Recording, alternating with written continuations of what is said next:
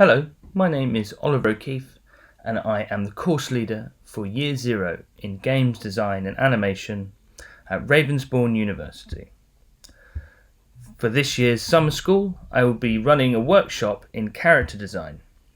This workshop is suitable for students interested in illustration, animation and games design. The project will be a 5-week brief broken up into 5 manageable assignments. Each week will be themed in the following way: research, experimentation, prototyping, final outcome, and presenting for portfolio. For this workshop, you will be asked to create your own character and bring it to life. You will do this by developing a strong visual identity and a clear backstory.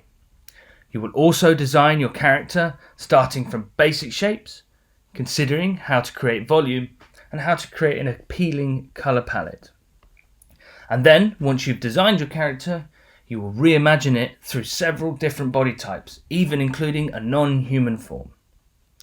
And then finally, you will present all of your work as a portfolio page, complete with research and development, as well as final outcome. So, don't forget to look at all the other exciting courses in our summer school program at Ravensbourne University, and I look forward to seeing you soon.